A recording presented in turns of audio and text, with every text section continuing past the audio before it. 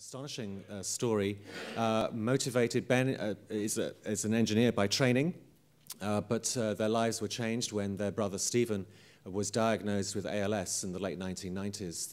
The story of Stephen's courageous battle against that disease was told in an award-winning documentary called So Much, So Fast, which I believe you can find on Netflix for free. Just get it streamed. And a Pulitzer Prize-winning book by the acclaimed science writer Jonathan Weiner called His Brother's Keeper, and I urge you to look at both of those. Ben is, the family launched an institute, a non-profit institute called ALS TDI to research cures for ALS and other neurodegenerative disorders. And in 2004, they founded a company called Patients Like Me. We've talked a lot on this stage about the amazing work that consumer genomics companies are doing, like 23andMe. We may hear more about that in the next presentation.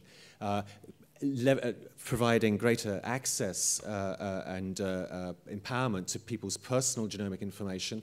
And there are some parallels with what Patients Like Me are doing, providing a greater empowerment to individuals, really anybody in this room, to learn and share their own medical information and history and experiences. And that's what you're going to hear about now. So it's a great pleasure to talk about the integration of real-time discovery in clinical care. Ben Heywood, the president and co-founder of Patients Like Me. Ben.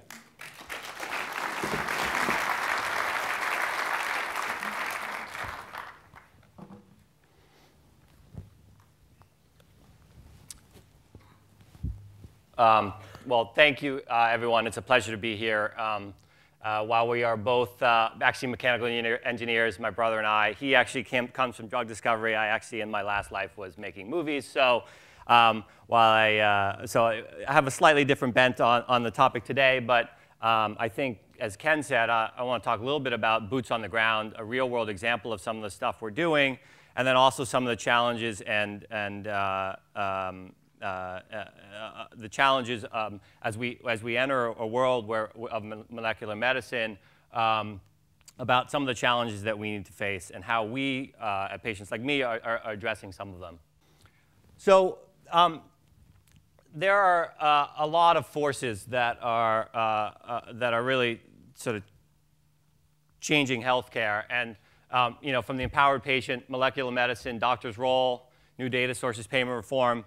And I love this quote from Catherine the Great: "A great wind is blowing, and that gives you either imagination or a headache." And we're a small team of Patients Like Me. We're about 45 people working on this problem, and I know that just within my team, these 5 forces give great imagination to that team and massive headaches when they're pulling their hair out trying to disentangle some of the problems. But today I'm going to talk a little bit more about molecular medicine and actually how that relates to us. I'm going to touch on that.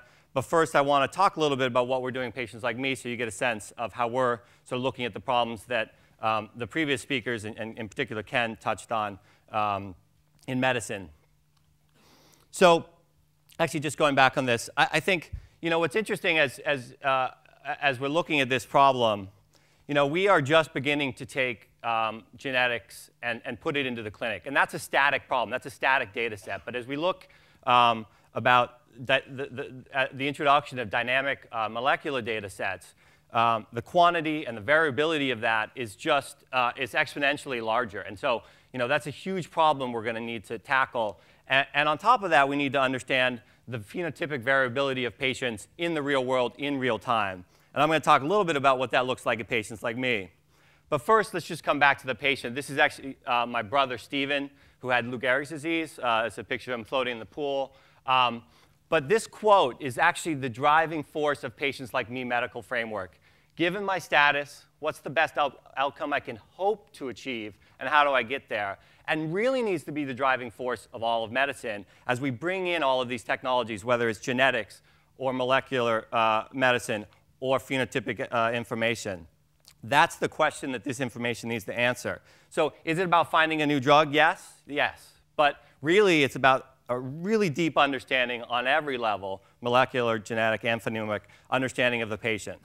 So what does that look like? So I'm just going to, this is a sort of a mini video demo of Patients Like Me. This is our new homepage. We actually recently just launched this week, opening up the site to any condition with any patient with any condition. But I'm going to just look at a fibromyalgia patient here and look at them, the fibromyalgia patients taking Cymbalta. It's actually updating in real time here. Let's look at women. So we had 13,000 fibromyalgia patients, 1,700 taking Cymbalta. Women between the ages of 40 and 49, we got 400 patients in the system. And this is all updating dynamically. So here in our system, a patient is represented by this icon. This is what we call a patient nugget, but sort of disease-specific phenotypic information that's tracked over time, as well as quality of life and other information.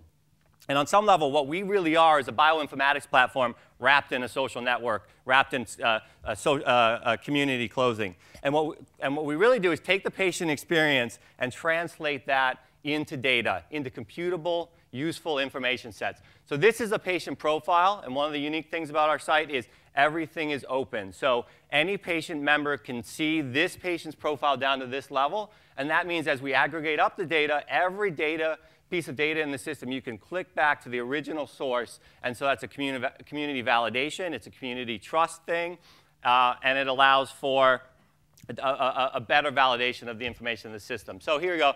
Jamie, we're just going through this thing. Functional rating scales over time that's self-reported by patients. Functional, external, internal stress, the drugs and interventions patients are taking, but even non-traditional ones like prayer and what they get out of it. Symptoms they're experiencing and what they're taking for it. And so here's a patient taking Cymbalta for pain. And we're going to click through to that Cymbalta report again, just to show you what you can do when you start to do this in for real time. Here is all the fibromyalgia patients and other patients taking Cymbalta in the system. You see the numbers, the ends. You start to approach the size of clinical trials.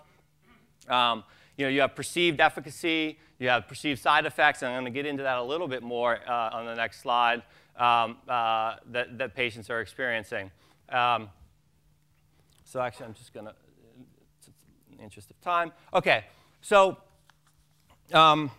like all data, phenotypic data, if it's well designed, can be arranged to solve new problems. And I think that's one of the things we're starting to do. So this is my brother. ALS King 101 is his username on the system. These are all the symptoms he was experiencing. These are all the drugs he was taking for both the symptoms and his disease. And then here's all the side effects that are reported in the system from other patients taking those drugs. And if you start to organize that and start to put it in a new way, you get to learn something about Stephen. And we didn't have this when he was alive, but you learned something about it. So excess saliva is a very tough problem for ALS patients. So we were treating that with a number of side effects of drugs he was taking for other things. But a lot of those also took constipation, which we knew. Also caused constipation, which we knew. So we were mitigating that with other treatments.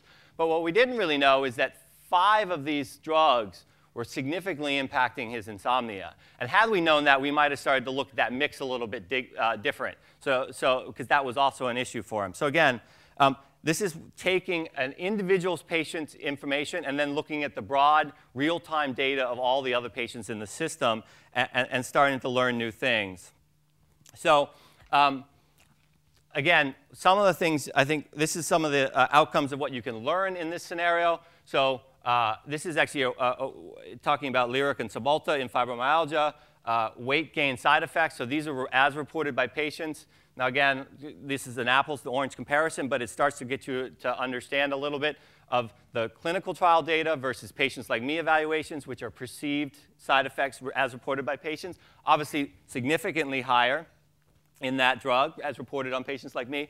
Also more reported on these other two, and lots of reasons for that. The New England Journal of Medicine article about why physicians underreporting this side effects and symptoms, as well as other things. But this is interesting, and it starts to let you see, OK, well, you can start to get this data in real time of ends of significance to actually do some real evaluations. And why this is important, so a couple things. So this is perceived side effects as patients, but then we also have reported data on their weight. So we can actually start to look at patients' weight, a much more objective measure of this, about relative to when they started taking the drug.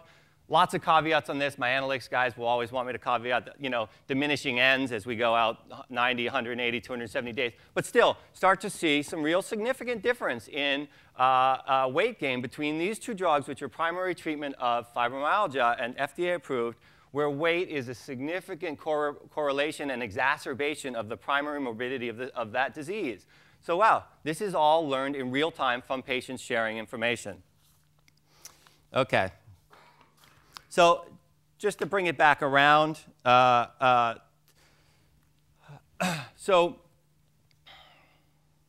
right now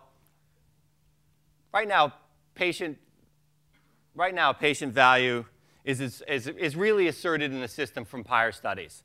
And it's not really measured in real time, and it's not really a system priority to measure it in real time. Discovery research, which we do, everyone in this room is involved with, is incredible, but it's done in trials, it's done in labs, and it's not done in within the variance of the real world, which on purpose, but sometimes for good reasons, but it doesn't allow for real-time capture of what's happening in the real world.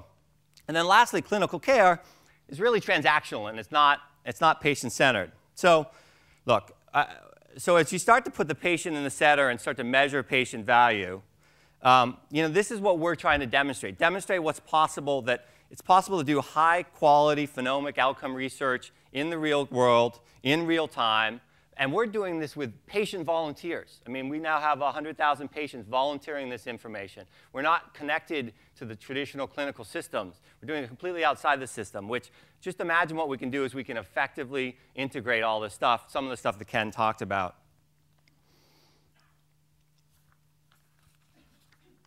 Okay, so lastly, this can become a virtuous cycle, right? The ideal world here is we start to measure biology, we measure the phenome, we make an intervention, and we repeat. I like to think of that as the traditional shampoo bottle, right? Rinse, lather, rinse, repeat, right? It's easy, right? So what we have to do is we have to understand that. We have to see what changes in real time. We have to make adjustments in real time. And this is definitely possible, and we're making strides in this realm, but we have to have really detailed phenomic models of disease that can match to the molecular models of the disease as we have these exploding platforms and these exploding data sets in order to really begin to understand this and utilize this effectively to change clinical care and individual clinical care for the individual patients. So wrapped up a little early, even with my time, but there we go.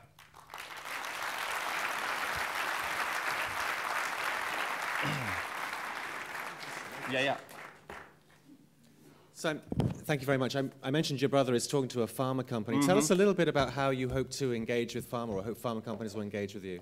Well, I think Yuri's talk summed it up very well. I was very happy with him as a preface for us. I mean, what we do with pharma primarily is engage with them and bring the patient voice, the patient experience in a computable, in a computable format, so data into pharma, and hopefully start to change their decision-making process around the patient, the end use. So, and we've found that those companies really actively trying to reach out to the patient, engage in the patient, despite a lot of the regulatory burdens, a lot of the hurdles that pharma has in terms of directly accessing and engaging with patients. We provide many mechanisms to do that through, from market research all the way down to really deep clinical research, and actually, as I mentioned, really deep phenomic modeling of disease as well. So we have a broad range of services, and we work with many of the top 20 pharma in that capacity. And when do you start incorporating genomic data? Well, we do a little bit today. So on an individual disease basis, we ask for the known variances.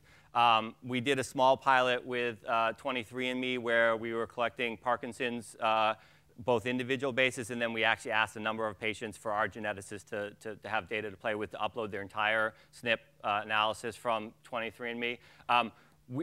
The answer is when we have an effective, we have an engaged pharma partner or another partner willing to work with us to pay for it, because it's not, we can't do that on a small scale. And again, we're just 45 people over in Cambridge over here trying to make a dent in this $2.4 trillion healthcare, whatever it is.